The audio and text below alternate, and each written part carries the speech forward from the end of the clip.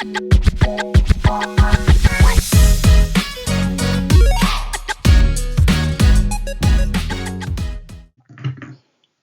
there, I'm Warren Porter. I'm the MAT Product Specialist here at IMP Software.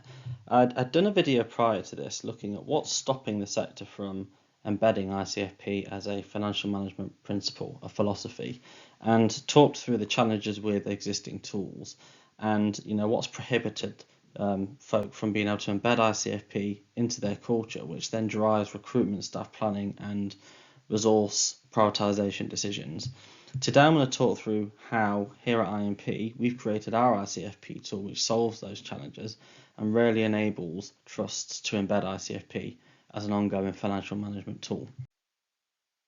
And I'll talk through how we solve those challenges with our integrated ICFP tool. And the first thing that we do is we integrate your staffing. So up until now there has actually been no integrated ICFP tool out there. And because we've got your staffing data that drives your latest forecasts and future-looking budgets, we plumb that in directly to your curriculum planning information. So whether I'm looking at this through a curriculum lens or a finance lens, that information is always one and the same thing. It's always real time. And you don't end up in this position where you have to spend an awful amount of time reconciling staff between a budgeting tool and a curriculum planning spreadsheet. And that means because you're spending less time there, you're able to focus your attention and your efforts on the data output and using that to drive those recruitment decisions, make sure that you are prioritizing resource in the place where you expect it to be prioritized. Another area that we're particularly strong in is multi-year ICFP. So creating that 2, 3, 4, 5 year ICFP view doesn't take 2, 3, 4, 5 times the amount of work because we roll forward things really pragmatically in IMP. As a starter for 10, as a directional thing, we can give you that multi-year ICFP view without having to do the same amount of work. And that just means that when you're making staffing decisions today, you can see into the future, you can see the horizon, and you can see how that's going to impact things in the future based on any assumptions that you've made. We also include off-payroll staff. So if you have anybody that delivers part of the curriculum that isn't employed by your school or your trust, that might be a PE and sports coach, it might be an art consultant, it might be a peripatetic music teacher.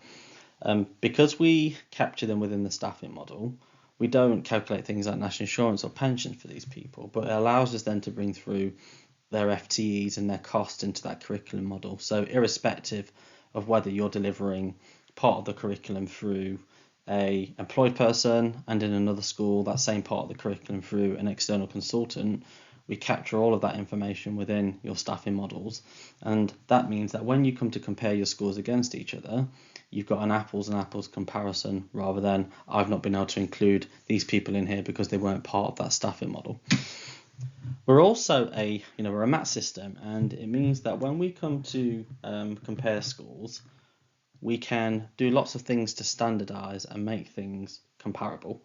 And if you've got different subject codes in your schools, or you've got different cycle lengths, different minutes per lesson, all of those things are fine and we hold those settings in the system. When we come to look at that from a MAT perspective, we can standardize those things, which means you've got a relative comparison across your schools. And then finally, we hold lots of different types of data in the system, and it means we're able to dive deeper into areas that you perhaps haven't been able to in the past. An example of that might be subject specialisms. We hold the subject specialisms against each member of staff, and therefore I can report on things like curriculum quality. What percentage of my English lessons are being taught by non-English specialists? So just going deeper into areas that you perhaps been able to get to in the past. And finally, I'll finish off by showing you a couple of reports. So this is a school ICFP dashboard. I've got a 3-year view here. So I've got summary metrics in the top left. That would include all of the standard things you're used to seeing if you already do ICFP. So average teacher cost, average teaching load, contact ratios, and curriculum bonus, and so on. We've also got contextual information for the school, the number of pupils, the number of periods you're going to deliver across the cycle. On the right hand side, I've got those things broken down in more detail, so by year group, the pupils in each year group, the periods delivered for each year group, the cost per pupil, bonus things, and that includes a teacher bonus FTE and a bonus teacher cost. So by putting on these extra periods in this school, these are the extra teachers required, and this is how much it's costing us.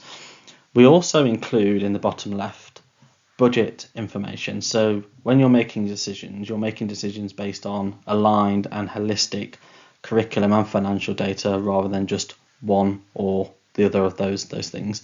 And then the non-contact bucket at the bottom looks at where staff are spending their time when they're not in the classroom, when they're not on timetable, how many periods you've allocated to each of these areas, the costs of these things, and how that time is spread across leadership, teaching and non-teaching staff. And then finally, I'll just show you this MAT level comparison report. And you can group schools next to each other based on similar characteristics. And it might be you put your primary schools, your secondaries together. It might be high deprivation, low deprivation primary schools. It's completely up to you. But the important thing to highlight here is the RAG rating. So you can define benchmark data sets and thresholds based on a data set determined by you. And you might choose to use external benchmarking data, whether that's DFE, Creston Reeves, ASCL, or you may look at setting thresholds that are based on aspirational targets for your schools. It might be that you're using both of those things and that external benchmarking data is driving what you see as good or bad in between for your different types of schools. But we're not prescriptive with what you should use here. It's a customer choice. It's completely up to you. If you want to have a chat with us about IMP ICFP, then you can get in contact with us through our website. It's www.impsoftware.co.uk. Bye for now.